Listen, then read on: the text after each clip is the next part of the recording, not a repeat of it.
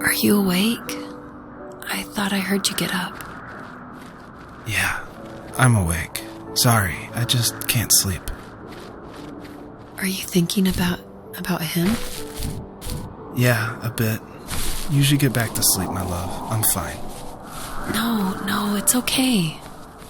What else is on your mind? I don't know. It seems weird, but I had one of the most vivid dreams of my life. I saw a fox on a snowy mountain, just looking confused and worried. Those eyes. I can't get those eyes out of my head. She was running in the windy snow, looking for something. Do you think it has to do with you and what's been going on? I don't know. It was just a dream, Rachel. They're not meant to make sense. A lot's happened the past couple days, that's all. Well, if you're not going to sleep anyway, you should tell me. I want to hear. All right.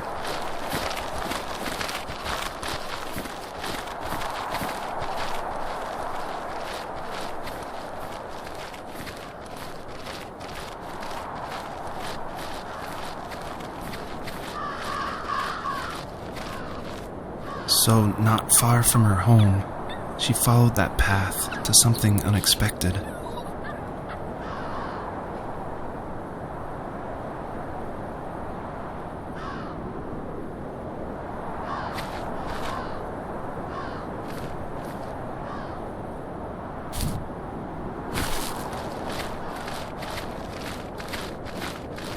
She couldn't stay, though. She had to find her other 2 children. So she took that path. She followed it towards something ancient. Something with answers.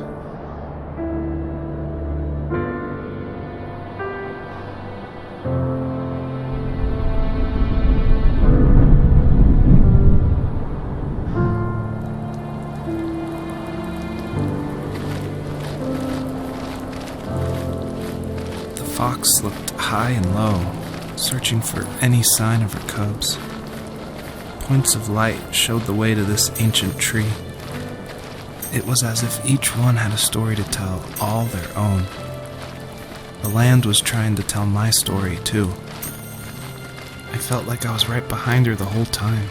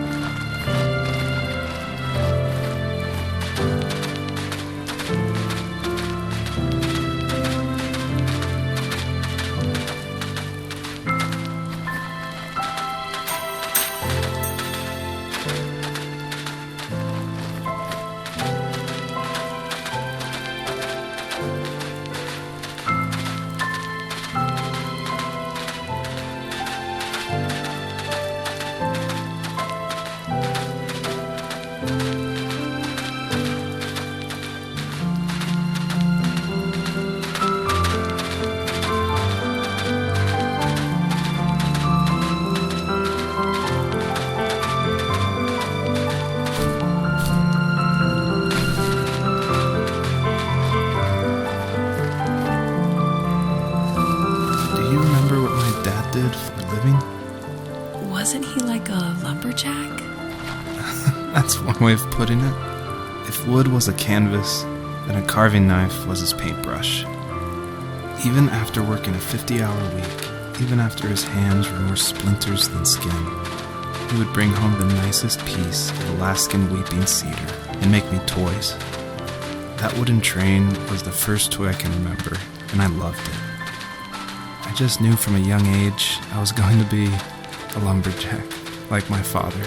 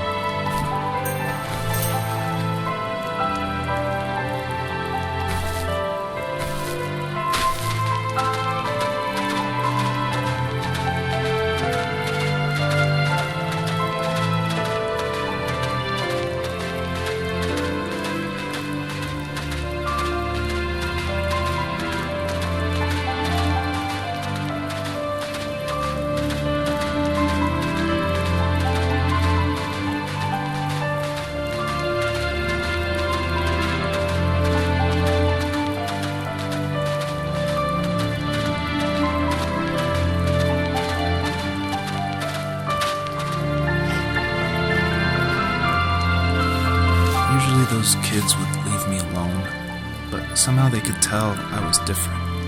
They made fun of how far away I lived. They called my dad a sourdough. I was a blabbermouth as a kid, telling my dad stories I made up for hours. But after that show and tell, I didn't tell him much anymore. He didn't know exactly what was wrong, but his best guess was that the toys he carved weren't cool enough. He carved me a tank and tried to tell me what it was like to be in a real tank as a serviceman. I didn't know your dad was in the military. Yeah, in the army. The sad thing is that I'd pretty much forgotten until just now. There's so much I still don't know about him. I'm sorry. He knows how much you love him. You're going to see him again soon and have some closure, I'm sure.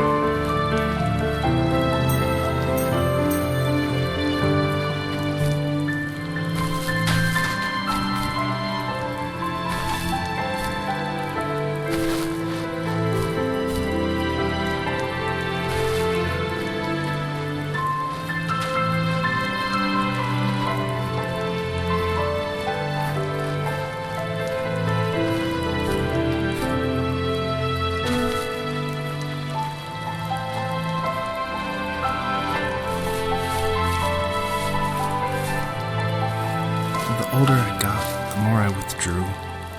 I asked myself, why talk to anybody anyway? Why bother when I'm happy by myself? I started drawing a lot, mostly animals I saw in the woods by my home. I then imagined designing my own hideouts with things like TVs and pantries full of chips and cookies.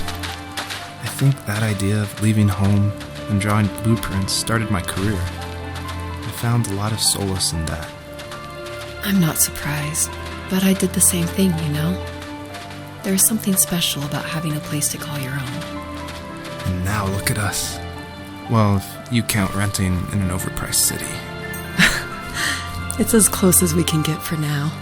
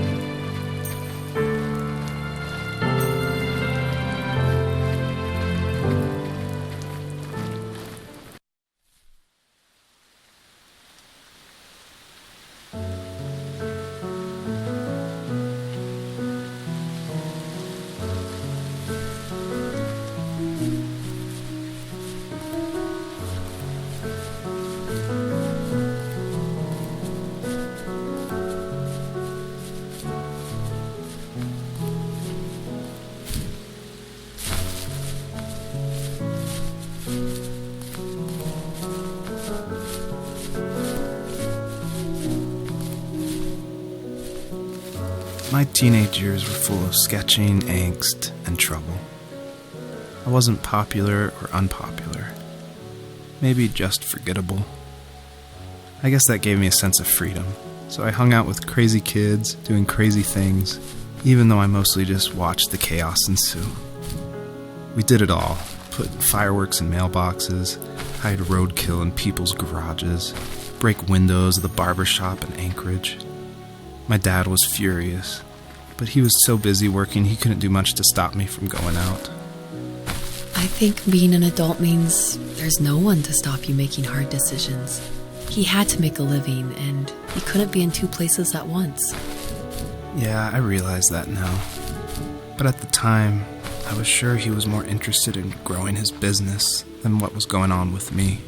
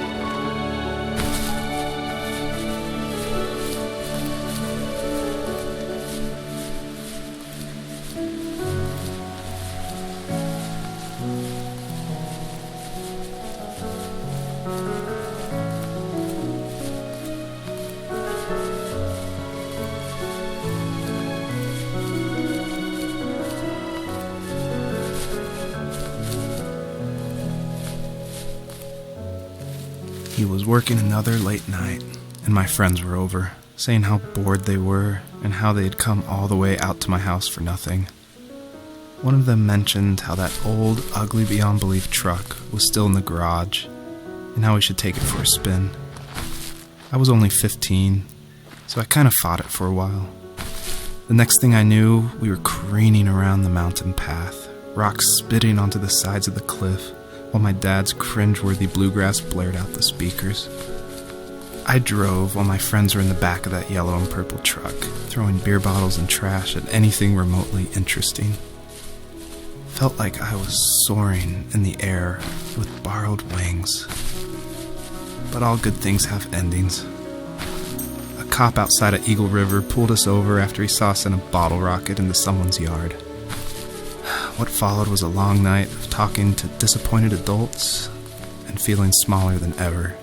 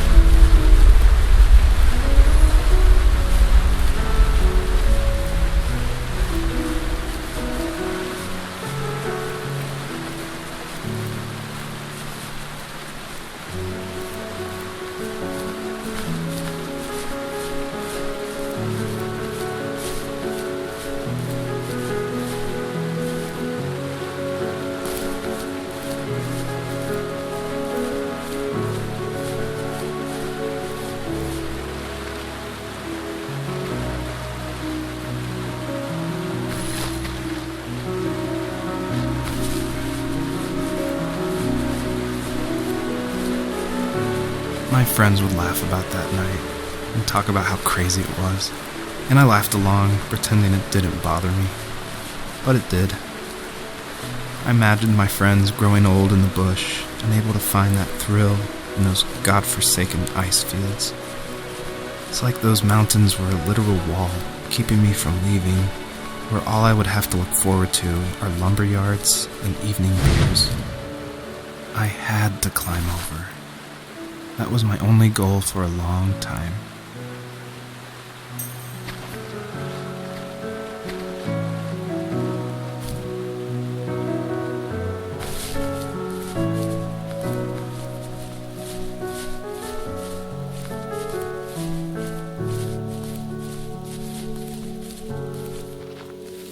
If there was some way I could take my love of drawing and turn it into a way of escape, nothing would make me happier. I wanted to create instead of tearing trees down. I wanted to move to the lower 48, not because I hated it there in Alaska, but I hated the idea of it. It's like all of that spite inside me had created this monster which followed me around my whole teenage years. I put so much energy into doing what others didn't expect of me. Why did I do that? There's one fact you're forgetting, though. If you didn't have that fire in you, we probably would have never met. You're absolutely right. Maybe the destination is all that matters in the end. But then why am I awake? Why am I seeing this fox go on her journey? And why can't I stop thinking about my dad?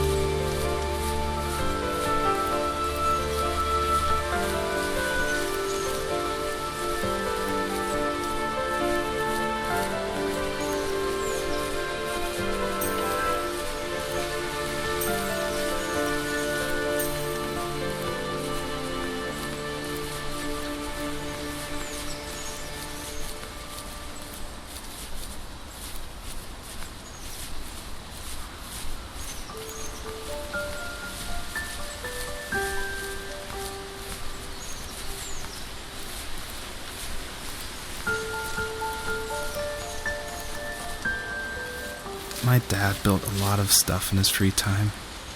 If he wasn't watching fly fishing or reading Tom Clancy novels, he was carving something. He made tons of birdhouses. Not that he was into bird watching, but I think he really missed working and adding on to the home. If he couldn't afford the time to build onto our own house, he would have to settle with watching birds move into their little homes. We kept an old mattress in the bed of that ugly yellow truck, so we would drive it deep into the woods and then watch the birds fly into their houses while the sun set. Usually it was accompanied by venison jerky or a cold Coke, but not a lot of talking, which is how we both liked it.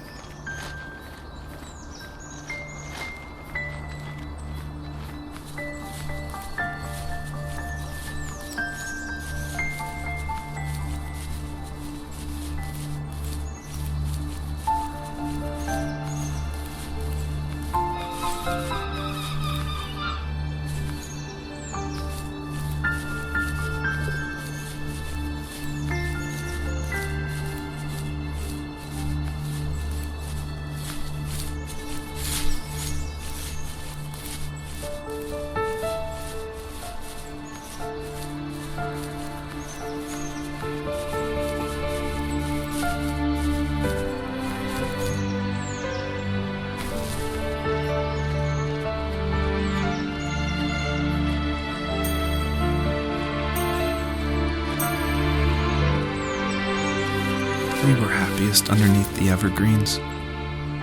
We decided it was time to finally map out the hundreds of acres we lived on just to pass the time during the summer. He was only free in the evenings, so I would spend the day wasting time on dial-up internet and sketching, and then we would rush into the woods, pen and map in hand, before evening fell. Sometimes, the aurora borealis would cast a cold green glow on the mountainside, and we would finish our route underneath a twilight sky. Sometimes I was lonely during those summer days, but there was comfort in the routine. A lot of teenagers aren't looking for the daily grind, though. There's nothing wrong with wanting to get out, to leave your childhood home. You wanted to progress, to make something of yourself. Yeah, you're right. That house. I'm sure it's the same as how I left it. But then why does it feel so different?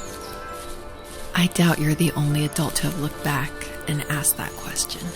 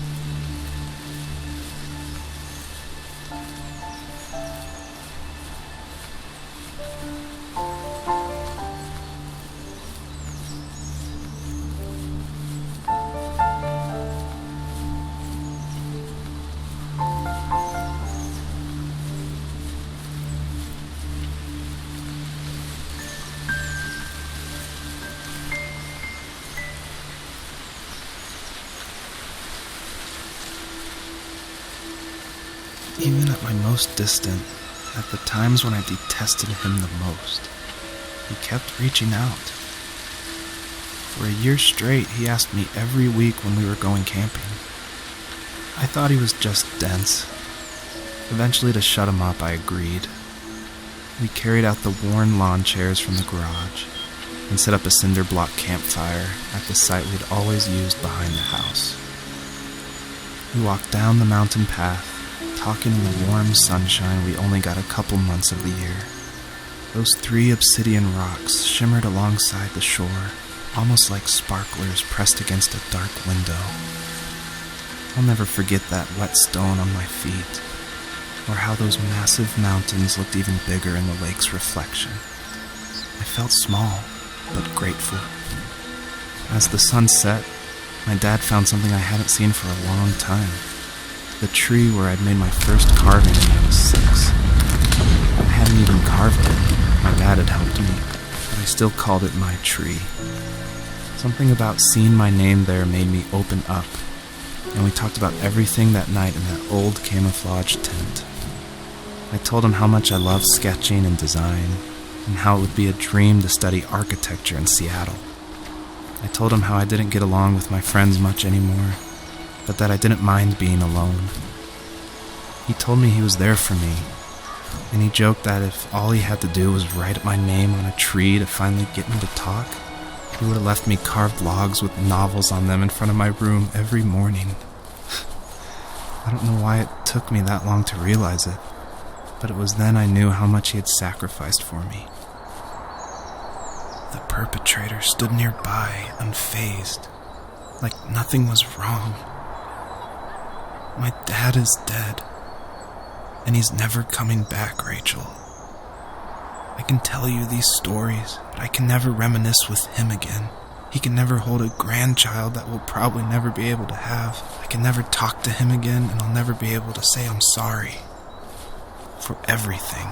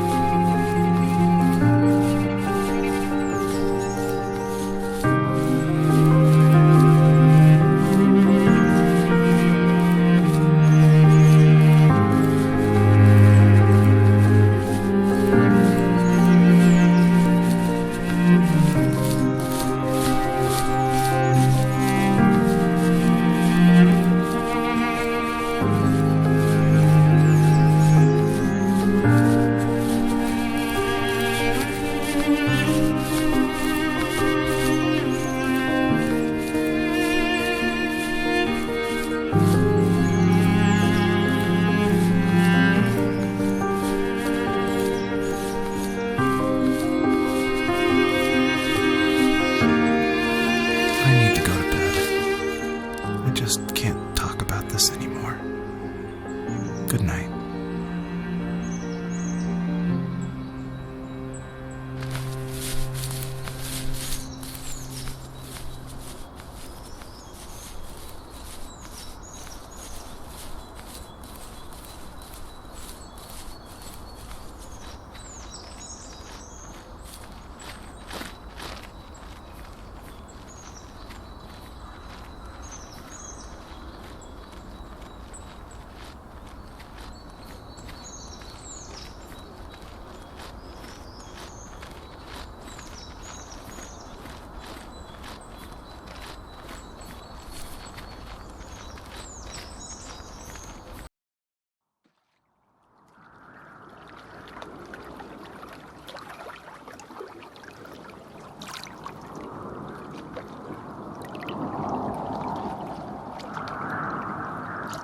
Joseph, you can't go to sleep feeling like this. I'm sorry for everything, and I know you need space, but I'm here for you. You don't need to feel so lost. Joseph, have I ever told you what my mother was like?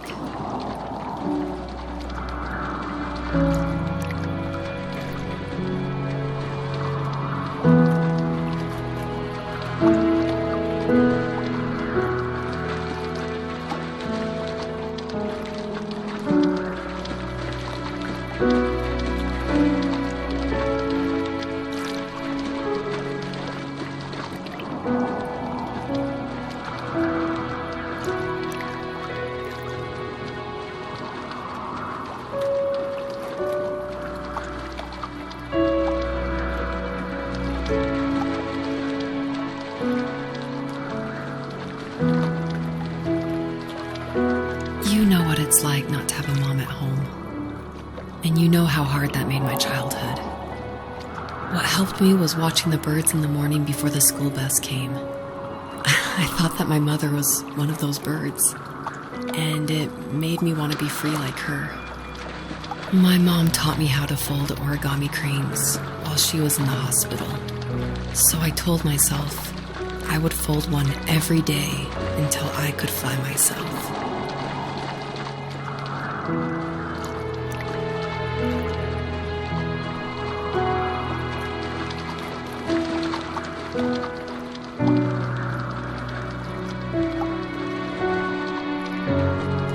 I think we both have always loved animals, and for me that love started with a dog. Sometimes this Rottweiler would come up to our property line and wait at the fence for me, but only once in a while.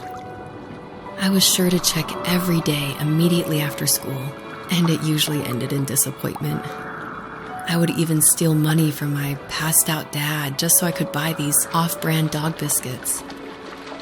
Even when she did stop by, she never went beyond the fence.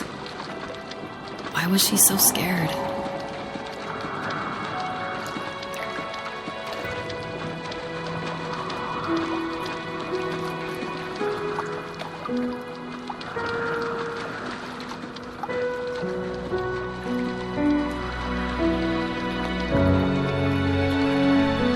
I think my dad was the opposite of your dad in almost every way, except he was in the military as well. He coped with alcohol of every kind. The trailer started falling apart, he got angry, and I withdrew. More and more I became the weird, quiet kid who made lots of origami birds and carried dog biscuits around. I think we were pretty similar when it came to being the weird kids. And that same sincerity in college was one of the reasons I was so drawn to you.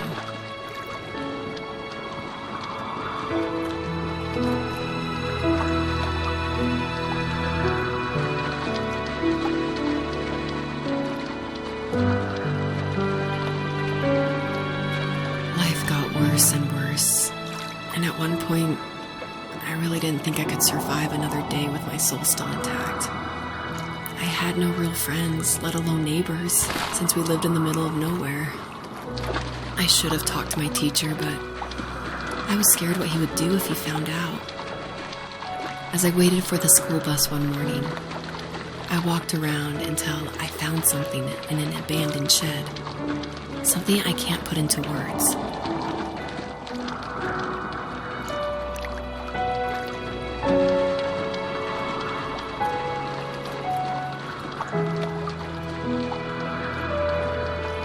I summoned courage I didn't know I had, and I broke into my dad's room and found the key to the shed where he had locked my bike. I'll never forget that feeling of the wind rushing by my ears as the sun rose over fields of wheat. I was flying for the first time. I biked as far as my legs could take me until I found a house that felt friendly and that felt like home. Those strangers helped me in so many ways. And if it wasn't for them, I wouldn't have found my foster family. And if it wasn't for my parents, I wouldn't have met you.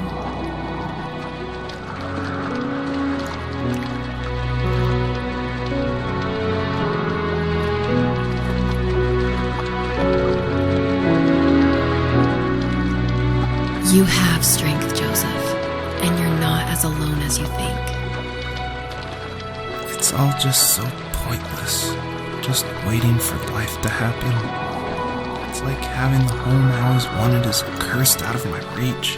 The thought of being a parent myself. How could I do that when I couldn't even be a good son?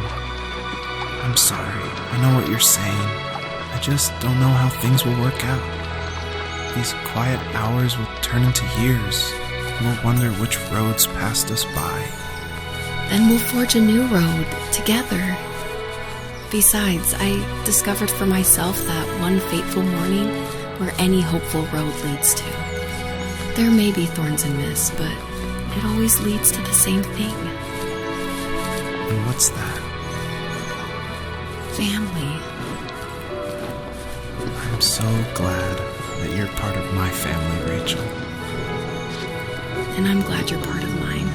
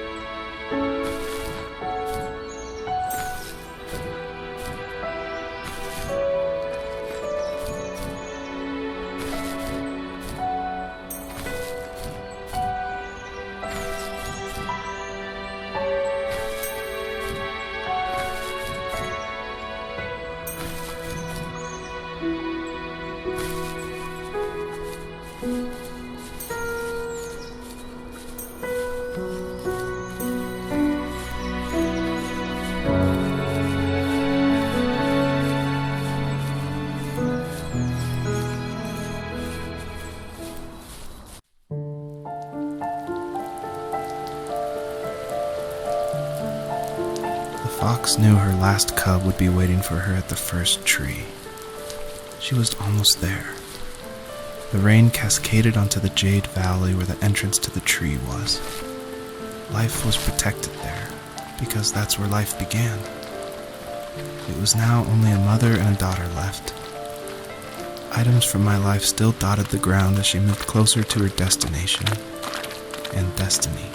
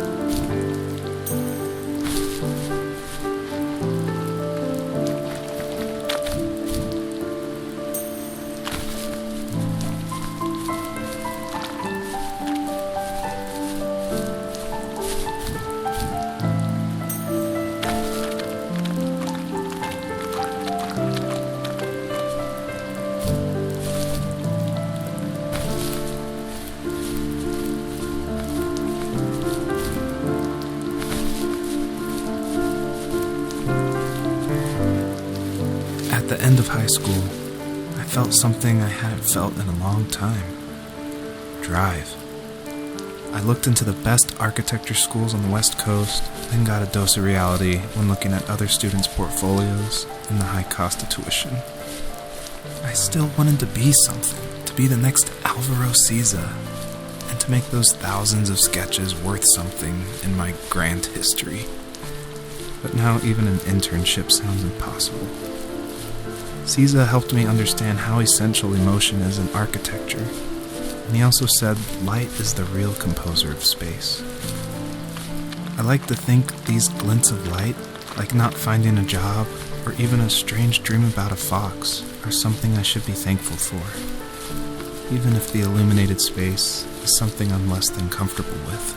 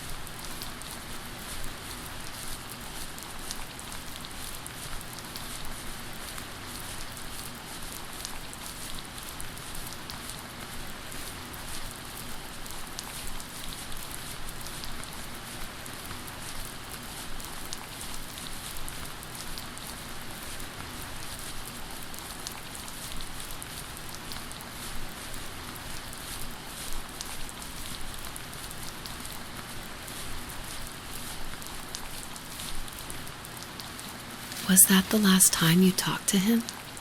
No, I called on holidays, and he would call on my birthday. I guess we acted like nothing ever happened, which was stupid. Didn't want to ask about his lumberyard, and I'm sure he didn't want to ask about my job search. I never went back and visited. I think the last conversation we had was about what movies we had seen and what exactly a best boy is in the credits. I thought he would be here so much longer.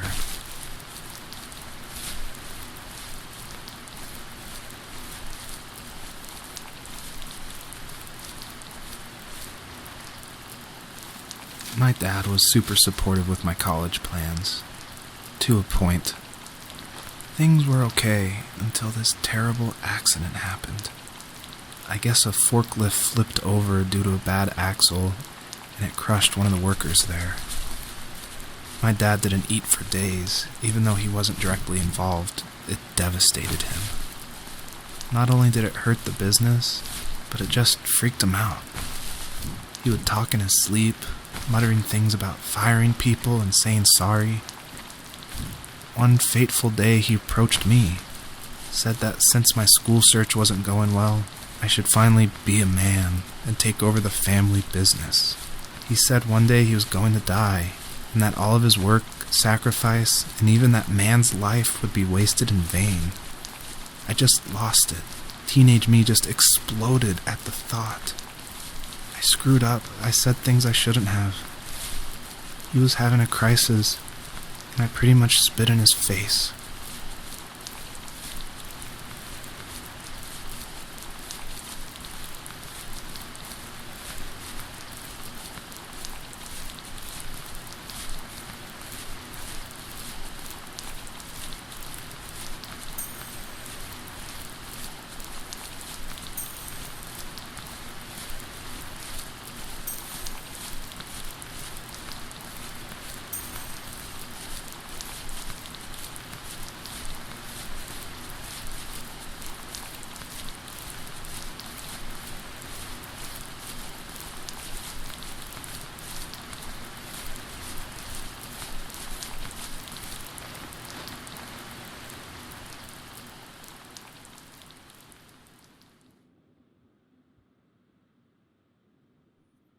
In the distance, the first tree illuminated the wasteland.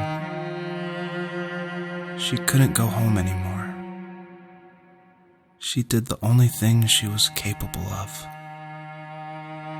Moving forward. My dad died alone in the middle of the wilderness. I should have been talking to him more. I should have done a lot of things differently. If the first tree on earth brought life with it, if it taught the birds to sing and fly and showed saplings how to grow, what could it do for us?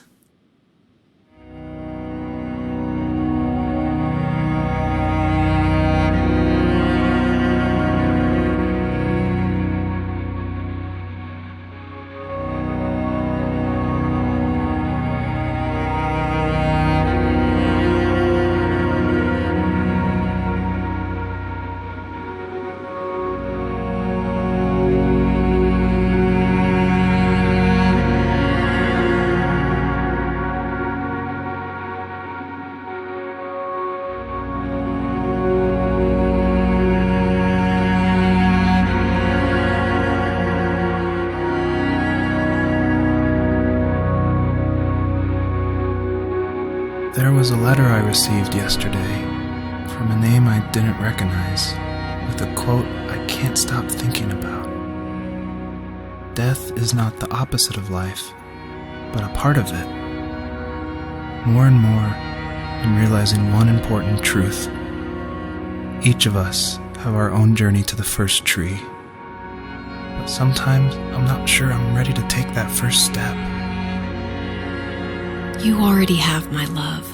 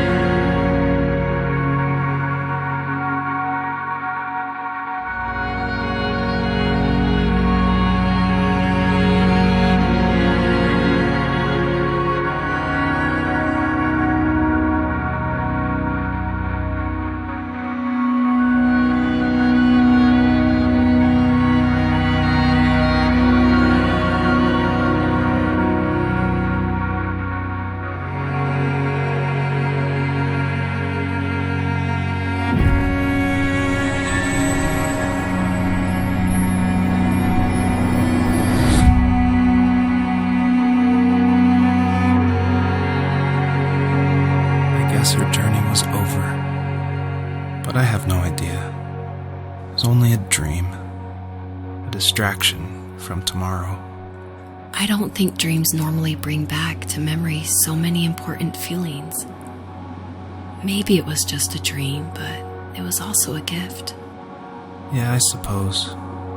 But tomorrow we're getting on a plane to the last place on Earth I want to be. The only person that would have made the trip worth it is gone. You're going to see him and be with him one last time before you say goodbye. I have one last quote for you by Emerson, sealed in an imaginary letter from me to you. It is the secret of the world that all things subsist and do not die, but only retire a little from sight and afterward return again. Go to sleep, my love. We have a big day tomorrow, but I'll be there with you every step of the way. Thank you. Thanks for listening. Good night, Rachel. Good night, Joseph.